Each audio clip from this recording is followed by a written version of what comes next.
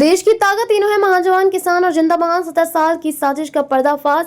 Major Upadhyay बोले, मुझे योगी, भागवत और श्री श्री को फंसाने के लिए जेल में तोड़ा गया। 2008 मालेगांव ब्लास्ट केस की परतें खुली। रिटायर्ड मेजर रमेश उपाध्याय का बड़ा दावा, राजनीतिक साजिश के तहत आरएसएस और संतों को घसीटने का था षड्यंत्र। क्या था मालेगांव विस्फोट मामला? 29 सितंबर 2008 को महाराष्ट्र के मालेगांव शहर में एक भीषण बम धमाका हुआ, जिसमें 6 लोगों की जान गई और 100 से ज्यादा घायल हुए। यह धमाका देश में हिंदू आतंकवाद शब्द के प्रचार की नींव बना।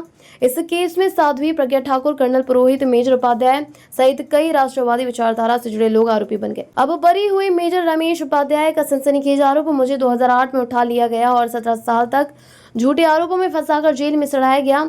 एटीएस ने मुझे योगी आदित्यनाथ, मोहन भागवत, श्री श्री रविशंकर और इंद्रेश कुमार के नाम लेने के लिए पीटा। कहा गया कि अगर तुम ये नाम लेते हो तो जमानत और राहत मिलेगी, लेकिन मैंने झूठ बोलने से इनकार कर दिया। Major Ramesh Upadhyay, Ballia, UP.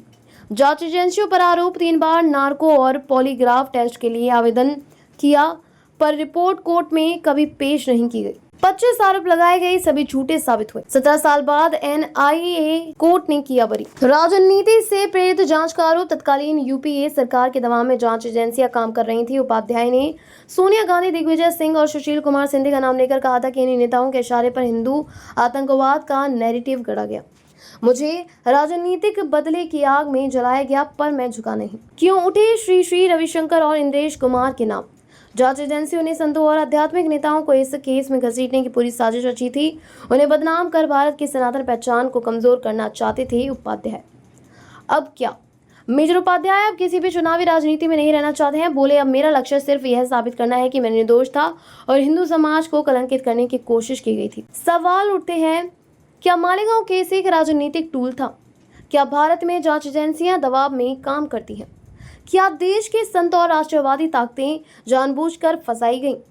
निष्कर्ष, यह केस अब सिर्फ बम धमाके आरोपियों तक सीमित नहीं, बल्कि यह भारत की न्याय प्रणाली, राजनीतिक ईमानदारी और मीडिया की भूमिका पर भी सवाल खड़े करता है।